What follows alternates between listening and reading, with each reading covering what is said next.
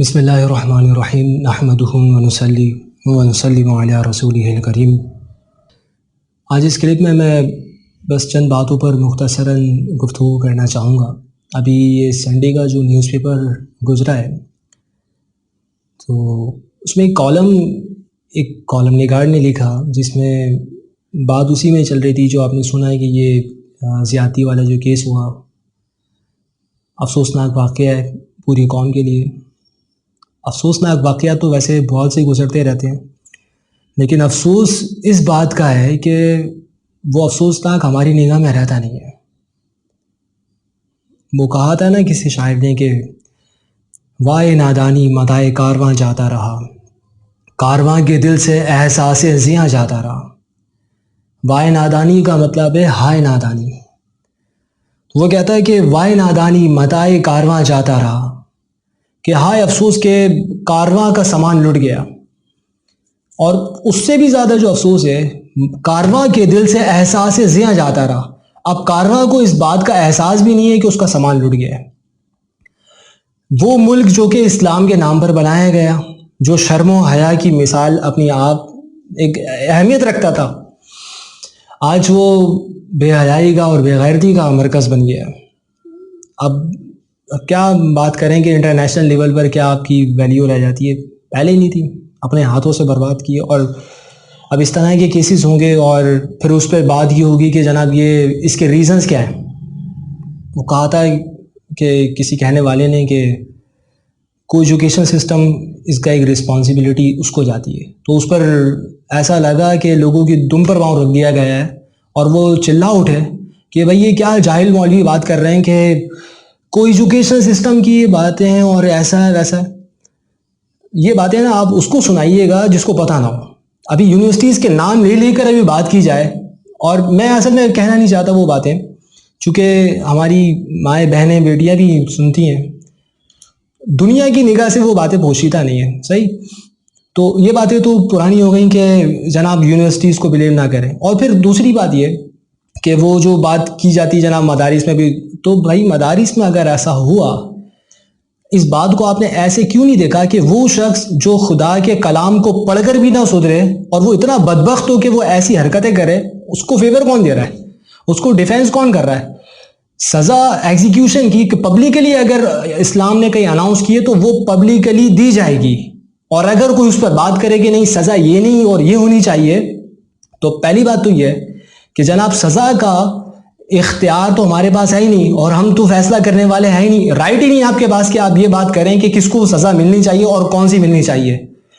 جس کا جرم اس نے کیا ہے سزا تو اس نے ڈکلیئر کر دی ہے۔ تو چونکہ اس کائنات کا مالک اللہ تبارک و تعالی ہے، اور گناہ اور جرم بندے نے اگر اس کے خلاف کیا، اس کے قانون کو توڑا ہے، تو اس کے ہی قانون کے مطابق سزا دی جائے گی۔ یا انسانوں کے پاس اس بات کا کوئی جواز نہیں ہوگا کہ وہ جناب بیٹھ جائیں جج بن کر اور سوشل میڈیا پہ وہ جہادی بن جائے، کچھ بھی کرتے رہیں، سزا وہی ملے گی جو کہ کائنات بنانے والے نے طے کر دی ہے۔ میں اصل میں اس بات کی طرف آنا چاہتا ہوں کہ یہ آخر یہ ماڈرنزم اور یہ جو جدیدیت اور یہ مغرب زدہ لوگوں کی جو ذہنیت ہے وہ آتی کہاں سے؟ دیکھیں، اگر آپ نے انگلش لٹریچر کی ہسٹری پڑھی ہو، ویسے پالیٹکس میں بھی آئی تھنک یہ پڑھائی آتی ہوگی، میں نے تو انگلش لٹریچر کی ہسٹری میں یہ بات پڑھی تھی۔ رینیسا ایک دور گزرا تھا۔ رینیسا ان ایکچوئل یہ ورڈ ہے فرینچ کا، اور یہ ری برتھ کی میننگز میں یوز ہوتا ہے، revival of classical learning and knowledge کے جب بات کرتے ہیں اس کانٹیکسٹ میں، تو رینیسا کا ذکر آتا ہے کہ رینیسا ایک ایج تھا۔ اصل میں ہوا یہ تھا کہ 1493 کی یہ بات ہے کہ جب مسلمانوں نے کانسٹینٹینوپل، جس کو ہم قسطنطنیہ کہتے ہیں، جب یہ فتح کیا تھا، تو وہاں سے یونانی اپنا علم اور اپنی جو کتابیں تھیں ان کی نالج، چونکہ وہاں بڑے بڑے ان کو اسکالرس تھے، وہ یونانی فلسفہ کہہ لیں وہاں پر پڑھایا جاتا تھا، وہ وہاں سے بھاگ کر اٹلی میں آئے تھے۔ اب ظاہر ہے کہ جو شخص جو کام کرتا ہے وہ اپنی چیزیں تو ساتھ لے کے جاتا ہے، تو چونکہ وہ علمی لوگ تھے اور اسکالرس تھے تو وہ اپنی کتابیں بھی وہاں لے گئے۔ اس وقت یورپ جہالت کی تاریکی میں تھا، تو اٹلی میں جا کر پھر انہوں نے اپنا نظریہ پھیلانا شروع کیا، اپنا فلسفہ، اور جب وہاں کے لوگوں نے یہ دیکھا کہ ایک ایسا نظام حیات، ایک نظریہ حیات ایسا بھی ہے کہ جو آزادی کی بات کرتا ہے. تو وہ پہلے عیسائیت سے بدظن تھے، چونکہ عیسائی پادریوں کے ہاتھوں تبدیل ہو چکی تھی، تو انہوں نے اس چیز کو ویلکم کیا اور اس کو پھر ایکسیپٹ کیا.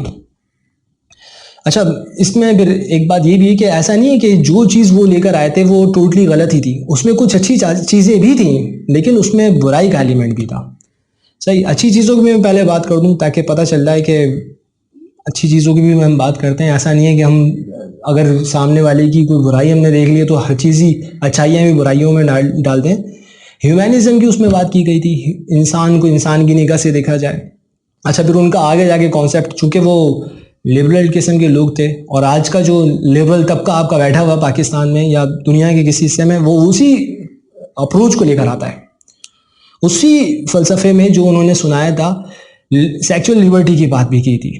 صحیح ہے نا، آزادی کی بات، کہ یہ کیا بات ہوئی کہ یہ شخص اچھا ہے، مذہب نے کہہ دیا یہ اچھی چیز ہے تو یہ اچھی ہو گئی، اور یہ ہے بری ہے تو یہ بری ہو گئی. اس چیز کو انہوں نے ٹوٹلی نیگلیکٹ کیا تھا. اسی طرح اس میں ہی اگر ہم بات کریں اچھی چیزوں کی، revival of culture, knowledge, art, اس کی بات آئی تھی. سویلائزیشن فلورش ہوئی تھی، تہذیب و تمدن کا دور شروع ہوا. لیکن مذہب کو بھی انہوں نے پھینک دیا تھا ایک طرف. ایسا نہیں ہے کہ عیسائیت میں گناہوں سے روکا نہیں گیا تھا. اب انہوں نے ہر چیز کو جب اٹھا کے سائڈ پر رکھ دیا تو ایک بگاڑ پیدا ہو گیا. آج آپ کے یہاں جو نئی باتیں شروع ہو جاتی ہیں، لکھنے والا کوئی کہہ دیتا ہے کبھی وہ میرا جسم میری مرضی کے نام سے تحریک چل اٹھتی ہے. یہ اصل میں وہی اپروچ ہے جو وہ لے کر آتے ہیں، اور یہ وہ اپروچ ہے جو کہ فیل ہو چکی ہے. مذہب سے بغاوت اور مذہب کے خلاف آواز اٹھانا، یہاں تک کہ ماں جہاں مذہب پڑھایا جا رہا ہے اور مذہب کی کتابیں لکھی جا رہی ہیں، پڑھی جا رہی ہیں، کسی بھی طرح یا اس کی سرپرستی بھی ہو رہی ہے، اس کے خلاف آواز اٹھانا، یہ اسی اپروچ کا اور اسی تھیوری، اسی فلسفے کا اثر ہوتا ہے. اور مجھے تو بہت حیرت ہوتی ہے اس بات پر. اہل علم یہی کہتے ہیں، وہ کہتے ہیں کہ ویسے تو بات یورپ اور امریکہ ہیومنزم کی کرتا ہے، انسان کو انسان کی طرح دیکھنا چاہیے اور براڈ مائنڈیڈ ہونا چاہیے، اور جناب یہ صحیح نہیں، اور اس بات سے کیا فرق پڑتا ہے کہ کس نے کتنا اپنا جسم چھپایا، مطلب طرح طرح کی باتیں. حیرت اس بات پہ ہوتی ہے کہ ویسے تو بہت براڈ مائنڈیڈ بنتے ہیں، لیکن جب بات کسی کے ریلیجن کی آتی ہے تو مذاق اڑاتے ہوئے بھی آپ دیر نہیں لگاتے. ایسا کیوں نہیں ہوتا کہ کسی اور مذہب کے بانی کا مذاق اڑایا جائے؟ پیغمبر اسلام صلی اللہ تعالی علیہ وآلہ وسلم کی ذات مبارک کو نشانہ کیوں بنایا جاتا ہے؟ اور اس وقت ان کی تعلیم اور ان کی تہذیب اور وہی رینائنسا کے وہ جو اثرات چلے آ رہے ہیں، اور وہ کلاسیکزم اور کلچر کی بات کرنا اور نالج کی بات کرنا، وہ سب کہاں چلا جاتا ہے؟ سو جن پتوں پہ تکیا تھا وہی ہوا دینے لگے. سو ان چیزوں کو سپورٹ کرنے سے پہلے یہ دیکھ لینا چاہیے کہ اس کی اصل کہاں سے، روٹس کہاں سے آتی ہیں، اور پھر اس کا نتیجہ کیا ہوا ہے. ہاں، ان لوگوں کے سامنے یہ بات کرنا جن کو نہ پتہ ہو، تو خود کو اس شکاری کی طرح فیل کرنا ہے کہ جس نے شیر کا شکار کر لیا ہو، جبکہ مرا ہوا بڑا ہوا تھا شیر، اس کی طرح اپنے آپ کو سمجھ لینا، یہ خام خیالی ہے. مذہب کو جب تک نہ مانو گے اس وقت تک آخرت کی ضمانت نہیں ملے گی کہ وہاں کامیابی مل جائے. وہ ایک صاحب ہیں، اللہ تعالیٰ ان کو ہدایت عطا فرمائے، ان کی میں کوئی 2 مرتبہ تو میں دیکھ چکا ہوں ایک پوسٹ. اصل میں اتنا میرے پاس وقت نہیں ہوتا کہ میں وہ میسیجز کروں، اور بس وہ کچھ اہم چیزیں اگر آ جاتی ہیں تو وہ بس دیکھنے کے لیے ٹائم لائن دیکھ کے لاگ آؤٹ. وہ صاحب اب وہ کتنے عرصے سے یہ کام کر رہے ہیں یہ انہیں کو پتہ ہوگا. ایک پوسٹ انہوں نے کی کہ جب تک ہم اپنے مذہب کو نہیں چھوڑیں گے اس وقت تک ہم ترقی حاصل نہیں کر سکتے. یورپ نے بھی ایسے ہی کیا، اور انہوں نے بھی جب تک، وہی رینیسا والی بات جو میں نے آپ سے ذکر کی، وہ کہتے ہیں کہ جب تک آپ نا اس کو نیگلیکٹ نہیں کریں گے نا مذہب کو، دیکھیں انہوں نے بھی اسی وقت ترقی کی. تو جناب دیکھیں آپ نے نا کمپیریزن صحیح نہیں کیا ہے. پہلے آنکھیں کھول کر دیکھ لینا چاہیے کہ ان میں اور ہم میں فرق کیا ہے. صحیح، ان کا جو مذہب تھا وہ مذہب اپنی اصل پر موجود نہیں تھا، اس لیے انہوں نے اس سے بغاوت کی. بہت ساری توہمات، یہ تو جگہ جگہ بات ملتی ہے کہ خود بائبل میں چینجز کر دی گئی، جہاں سائنٹیفک کوئی ریسرچ سامنے آئی، اچھا سائنس یہ کہتی ہے کہ ایسا ہونا چاہیے تو بائبل کو اس کے اکارڈنگ کر دینا، اور پھر نئی ریسرچ آ جائے، کیونکہ سائنس آج جو بات کہتی ہے کل وہ کچھ اور کہتی ہے، اپنی بات کو ریجیکٹ کر دیتی ہے. اب یہاں جو تبدیلی ہو گئی ہے یہ اس تبدیلی کی وجہ سے بار بار تبدیل تو نہیں ہوگا. ایک وجہ یہ بھی تھی ان کے تصادم کی کہ جو کلیسا ان کے خلاف کھڑا ہوا تھا، مانا کہ وہ کرپٹ تھا، تو وہاں تو ریلیجن اپنی اصل میں نہیں تھا. اور آپ کے پاس تو وہ ریلیجن ہے جو آپ کو آپ کا کیلنڈر بھی دیتا ہے. یہ تو وہ ریلیجن ہے جو کہ آپ کو آپ کا اکانومیکل سسٹم بھی دیتا ہے.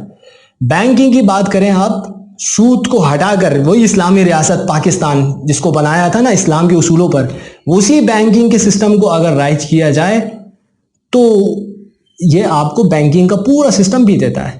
یہ آپ کو بزنس کرنے کا طریقہ بھی بتاتا ہے. علماء کرام متوجہ ہو اور قوم کی رہنمائی فرمائیں گے اور وہ اس بات کو کنفرم کریں گے.